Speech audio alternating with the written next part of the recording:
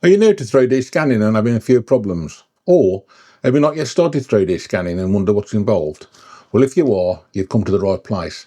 This is the first in a series of videos that I'm going to make on helping people scan for the first time.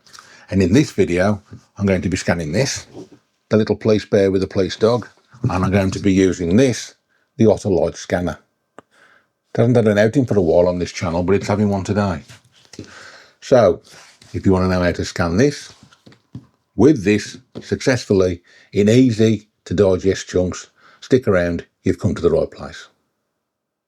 Hello, I'm Charlie and welcome back to my channel.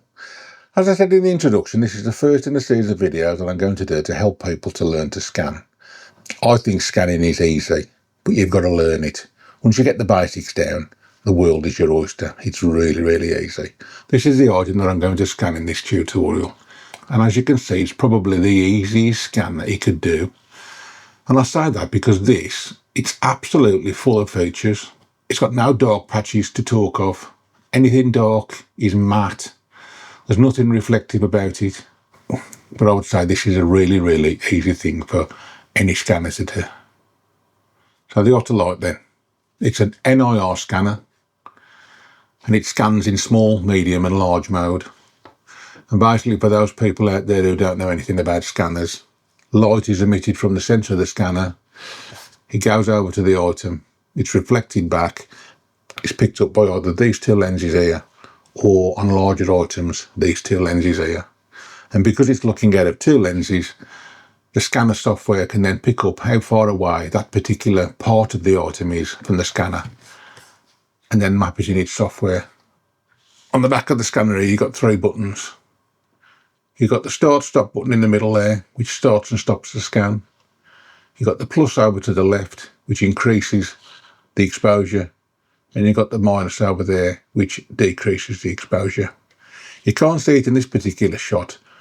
But basically, there's an LED all the way around those buttons. And that either glows green, if you're at the right distance away from the item. Red, if you're too close. And blue, if you're too far away. Another important piece of equipment that I think is an absolute must when you start 3D scanning is a turntable. You can get some fancy ones, you can get some motorised ones. This one is just simply a Lazy Susan from Amazon. I can't remember how much it cost me. Maybe it cost me 10 quid, 15 quid at the most. And you basically drop it on the desk and you can spin things round manually. I've got it blank on this side. And I've got some marker dots on the other side for when I'm marker dot tracking. But in this particular tutorial, we're going to be using feature tracking, so I'm going to be using the blank side. So to start the scanning process off then, I'm going to be putting this into the centre of the turntable so then I can rotate the turntable to get round all the sides for the scanner to scan. For something like this, I don't like it flat on the surface like that, because it's hard then, in the software afterwards, to separate the turntable from the base because it's touching it. So what I normally do is get a little bit of blue tack like this, put it onto the bottom of the item in question, stick it onto the turntable, so then it just holds it up just a little bit. So then it's easy then just to chop the bottom off without getting in the way of the edges. I think now we're ready to scan. So over to the software then. New project, give it a name. Going over to the left, the scan mode. It's going to be point cloud. I want normal scan. I want medium. If you look at the sizes here, this item fits into the medium bracket, so I'm going to be doing medium mode.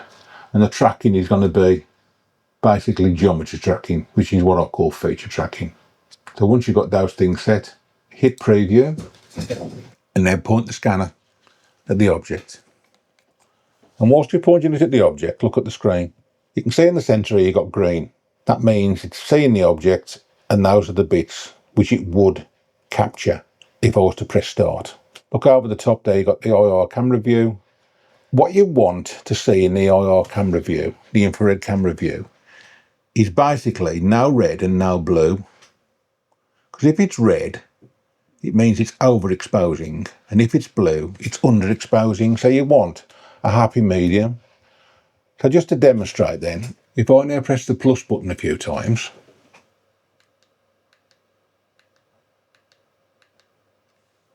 to overexpose, I'm getting a load of red on his face. If I press the minus button a few times, it goes dark and I'm all blue. That means it would be underexposed. The Otter Lite, in my view, works perfectly well on auto. You can see now from the screen that I'm in optimal view and I've got green around the buttons. If I go too far away, it starts to go blue. And if I come down, it goes back to green. And if I go all the way down and I'm too close, it goes into red. So when you're scanning, you've got to try and keep it in the green. And then you've got a fighting chance then of having a good scan. Okay, so when all those things are set up and running then, you basically want to position the scanner so it's got a good view of the object. You're in the green, and then when you're ready, you press the middle button to start the scan. Now looking back at the screen now, you can see that you've got green areas, and then you've got like lighter green areas. The dark green area is what it's actually scanning at this moment in time. The lighter green areas is what it's like recorded. So let's rotate the turntable whilst I've got dark green on there, and that's the scanner scanning. And as you can see, I'm good, but I'm not optimal. So let's go a bit closer till I'm optimal. Spin it all the way around slowly as we go, and you'll see that the dark green, as it's capturing the scan, will leave lighter green where it's captured it. Now then, if I just stop it now there just to have a look and zoom in on the software, you can see how it's captured it on what I've done so far. So you can see how the top of his head and his face is coming well. A little bit there under his chin which is missing, and obviously the lower part of his body is not there. I've only really done one revolution. Again, at the back of his head here is missing. And you can stop this scanner by pressing the pause button as many times as you want and then start it again. So when you want to start it again then, you basically just point the scanner back at where you was and press scan again. I go red to start with maybe, just as it's searching for what it recognises. And now we're back green again. I'll drop the scanner down a bit now, just so I can get underneath areas.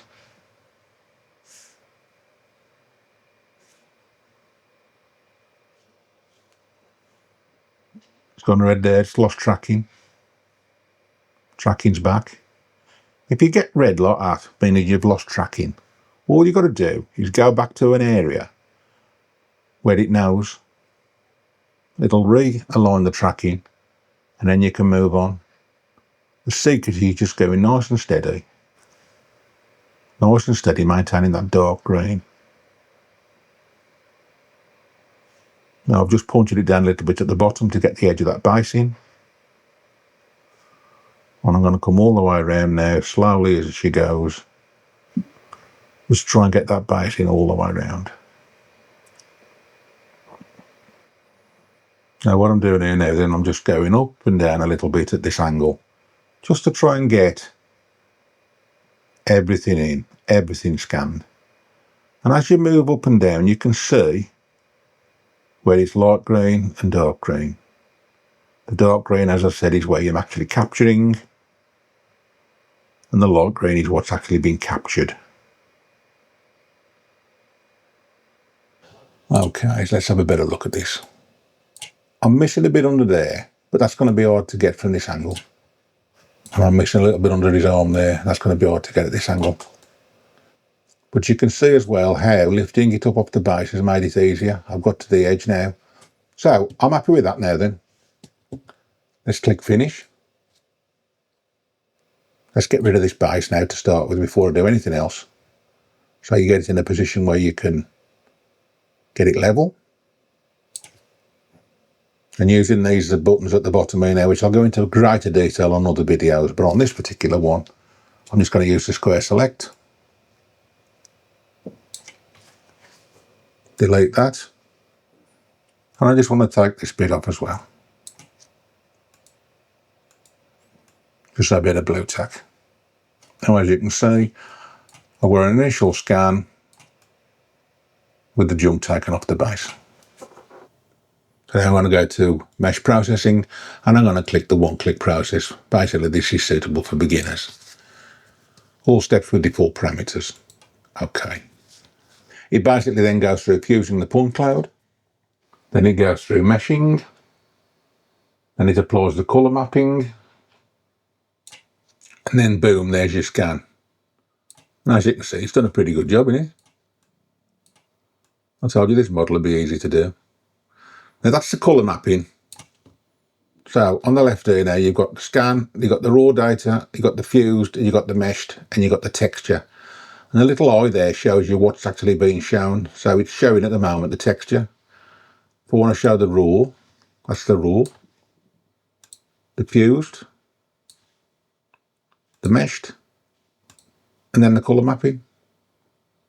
Now as you can see as well, we've got gaps underneath his legs here, gaps on the bottom, which is fine because we only scanned it from one position. So in future tutorials I'll show you how to scan more than once and put those two together to fill those in. Again with the mesh you'll be able to see that it's missing bits there, it's missing bits under his arm, and as I say there's a big gaping hole at the bottom. But the rest of it's pretty decent. So can we now export that to slicing software like Bambu Studio and print it? Yes and no. No, because it's not watertight. And what I mean by watertight is, let's just say for instance we was to add water into there, would it leak out? And it would do, wouldn't it? It'd go gushing out of these holes. So the scan is not watertight, so it won't print it. However, Bambu Studio will actually mend watertight models, but it doesn't do it as good as you could in this Creality software. So let me show you how Bambu Studio does it first of all. So once we've got this mesh then, we click on export and we export the model. Let's just drop it on the desktop and then import our mesh. You'll see here that the mesh at the bottom, the error message is the mesh with non-manifold edges. And what that actually means is there's gaps in it. So it wouldn't print it. Because what would it do with this now? How would it decide what it does there? How would it decide what it does there? So if you click repair, the model will repair itself. So as you can see now, the model's repaired itself, but it does it quite crudely. I mean, if you just look at that bit there, for instance, you know, it's quite crude with big triangles. That bit there underneath his legs, that's done quite crudely. Let's see how Creality Scan 4 does it. We repair these holes, obviously, by clicking on hole filling. And what you're presented with now then for hole filling in Creality Scan 4 is automatic or manual. Automatic will basically look at every hole you've got with a perimeter of what you set in this box here, and then it'll repair it. So if I did a preview now on this, let's have a look what it does. Hole filling failed. And that is because every hole that is found now, the perimeter of it is obviously greater than 20 millimeters. That round there, for instance, and definitely that one at the bottom. So if I was to whack this right up now to the top, because I want to fill every one, and click preview, it'll preview every hole that is filled. So it's filling that one quite nicely. It's filling that one quite nicely. Filling the one under his bum there quite nicely. But the one on the base, it's made a right mess of that, because it's a big bulge. And that is because the way we have it set on type of fill. So let's just revert that back to no holes filled. If I change that now to plain and then do a preview, it basically now fills the holes quite flat, puts a flat area on it. Now again, you look at this here now, that's quite a flat area the way it's mended that. That one's quite flat, you know what I mean? It uses as much flat as it can. So what we really needed for this, we needed the bottom one to be bended with plane, and we need the others to be mended with curvature. So let's revert it back to the scan. Let's go into manual mode. That now outlines every hole that we've got, and you can then click on the type that you want to mend it, and then click on the hole and it will mend it to that. So we want the bottom one to be plainer, so we put that on plane, click on the bottom, and it mends that as flat as you can get it. Now rather than go through every one of those now as it is, I'll apply that and then go hole filling again, click on curvature, click on preview, and it will now do every other one, working out what the surroundings are and using its best calculation of how it thinks the hole should be. Apply that, and there we have a watertight model of the policeman and his dog friend. So now we can export that now for printing if you so wish. Now before I do export it, let's just have a quick look at the screen. This has got 1 million triangles, which is far too many for printing. So we can simplify it. So click on simplify. You can then use the slider now to drop it down to different percentages. So come down to say 50%, and you're going to have 500,000 triangles, 25%, 250,000. And then if you want to have a look at what that will do to it, zoom in, click on preview, and see whether it's acceptable to you. And in this particular case it is. No problem at all. So we'll apply that. Let's drop the triangles down to 252,000, and obviously the resulting file size will also be smaller. And here it is into Bambu Studio. And let's have a look. As you can see, it's done a much better job of filling that area under his arm, under his legs here. It's done a much better job of filling that, and the bottom as well. Although it's not completely flat, it's done a much better job of that. So if you wanted to print that now, then I would click lay on face to make it upright. And then because the bottom of that isn't completely flat, what I would do is I would move it, and I'd probably move it down about 3 millimeters.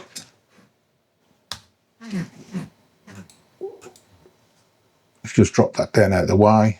So now you can see, just chop that base flat.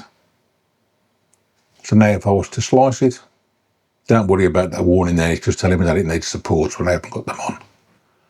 So if I have a look now at the layers as constructed, the first layer would be a solid layer, so that would print okay. Once supports have been added, obviously. Okay, so you've successfully scanned and printed your first item using the one-click process function of Creality scan software. That's dead easy, that is. Dead easy to do that. You just scan it, click it, and you've got a mesh. You really, really can't go wrong. But as I said in the introduction as well, this is an easy model. It's dead easy to use. There's no shiny bits to it. You know what I mean? It scans really well. And I chose it because I wanted it to be easy to do. There's nothing hard at all about this model. The scanner ate it alive. It really did. In future videos, I'm going to be using something that's a little bit more tricky to scan, something black. So I'm going to be showing you how to use scan spray. I'm going to be showing you how to take a little bit more control over the software, not using the one-click process, actually fusing it manually and then meshing it manually and filling the holes manually. If you've liked this video, please give me a like and subscribe so you can make sure that you see other videos in this scanning tutorial, as well as other videos I make for different topics. So, till the next time, thanks for watching.